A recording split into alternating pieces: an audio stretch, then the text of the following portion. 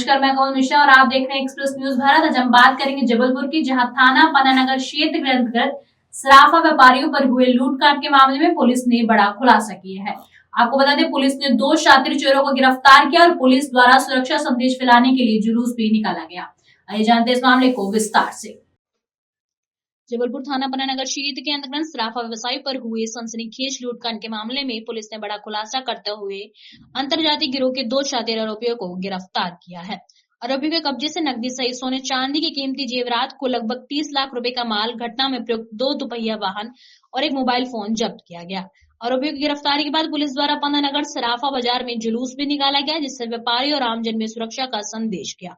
Police के अनुसार यह कार्यवाही थाना पन्नानगर अपराध क्रमांक 1350/2025 धारा 310 109 BNS के तहत की गई है। गिरफ्तार आरोपी में दीपक त्रिपाठी पिता स्वर्गवासी राजकुमार त्रिपाठी, उम्र 39 वर्ष, निवासी ग्राम छत्ता का, पूर्व थाना महेशगंज, जिला प्रतापगढ़, हाल निवासी गंगानगर फाफामऊ प्रयागराज, गोविंद पांडे उर्फ काना, पिता हरिश्चंद्र पांडे, उम्र 32 वर्ष, निवासी ग्राम लक्ष्मीपुर, थाना राजजिंगगंज, जिला प्रतापगढ़, हाल निवासी तेज बहादुर नगर, नागपुर शामिल है। देखिए, जैसा आप सभी को जानकारी है कि 16 दिसंबर को शाम को लगभग 7:15 बजे पनागर कस्बे में भूरा ज्वेलर्स के जो मालिक हैं सुनील सोनी, वो दुकान बंद करके अपने पुत्र कान्हा सोनी के साथ अपने स्कूटर पर बैठ के, और 4 बैग थे, 2 स्कूटर के आगे रखे थे, 2 उनका पीछे जो पुत्र बैठा था वो अपने पास रखा था, वो लेकर दुकान बंद करके अपने घर जा रहे थे। घर उनका रोड पार करके गली में ही घर है।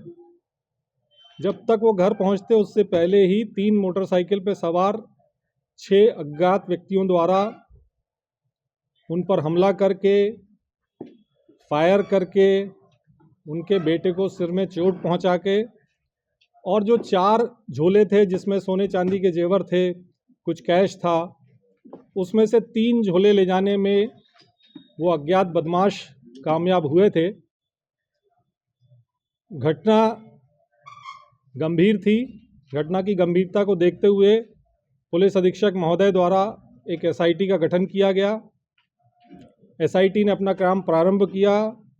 CCTV फुटेजेस से लेकर जो भी जानकारियां बदमाशों के बारे में जुटा सकते थे जुटाई जा रही थी।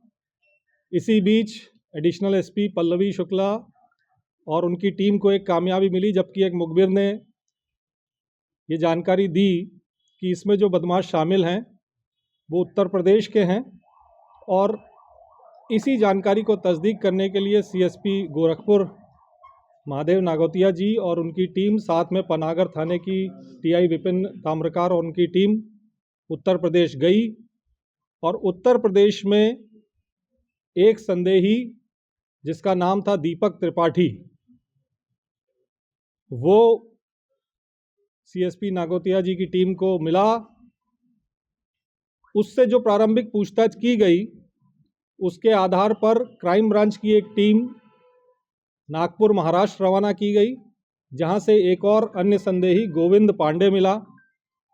इन दोनों ही संदेहियों को जब थाना पनागर लाया गया और CSP आधारताल राजेश्वरी और TI विपिन ताम्रकार की टीम ने उनसे गहराई से पूछताछ की, तो उन्होंने ये बताया कि इस वारदात में 6 आरोपी शामिल हैं। दीपक त्रिपाठी, गोविंद पांडे, सत्येंद्र तिवारी, रवि पासी, वीरेंद्र यादव और रंजीत यादव। ये आ जाओ राजेश्वरी, आ जाओ। ये 6 जो आरोपी हैं, इन्होंने ही मिलकर इस घटना को अंजाम दिया था।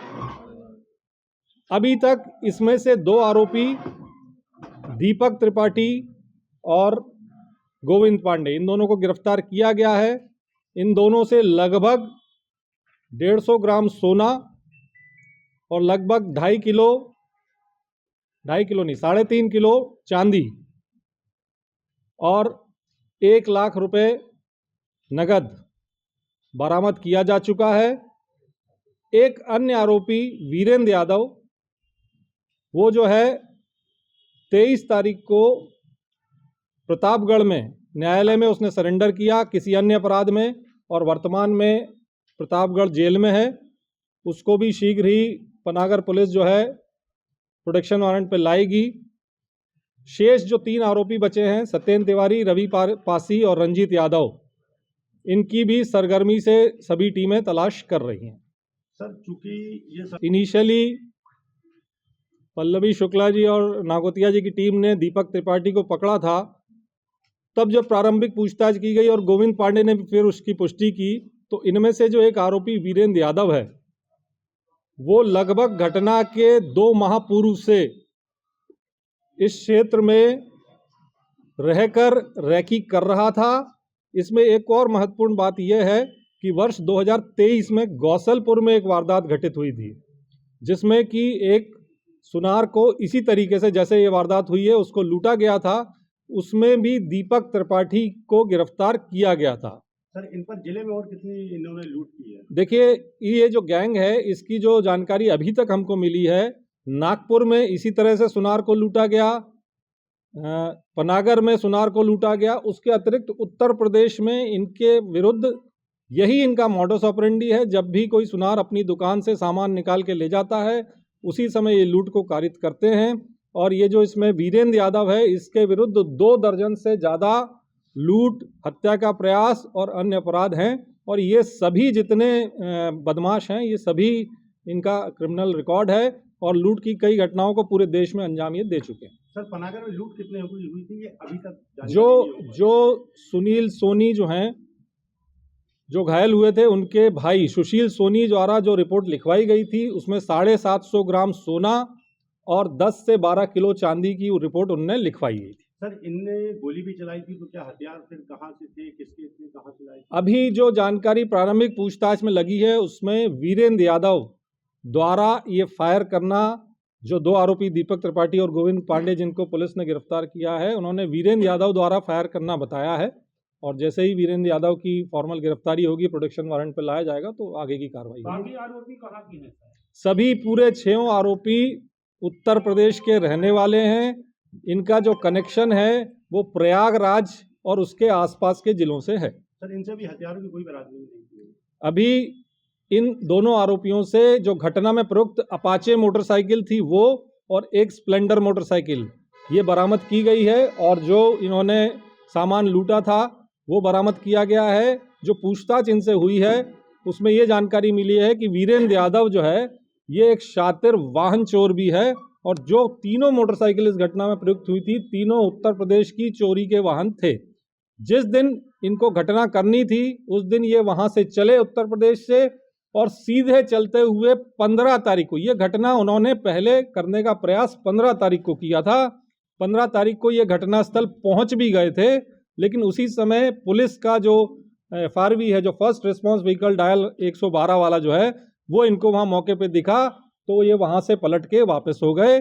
फिर 16 तारीख को पुनः इन्होंने वारदात की। जो प्रारंभिक पूछताछ इनसे हुई है उसमें घटना वाली 15 तारीख को जब ये घटना नहीं कर पाए तो भेड़ाघाट में एक धर्मशाला में रुकना इन्हें स्वीकारा है। और जो दूसरा प्रश्न आपका है कि कहाँ ये जबलपुर में रहे, तो अभी तक जो जानकारी मिली है वो जो कृषि उपज मंडी है दीनदयाल चौक, उसके आसपास कमरा किराए में लेना पता चला। सर इनका कोई साथी लोकल भी है क्या? अभी तक की जानकारी में ऐसी कोई बात सामने नहीं आई है, लेकिन अगर आगे विवेचना जारी है, कोई आएगी तो उसको भी शामिल किया।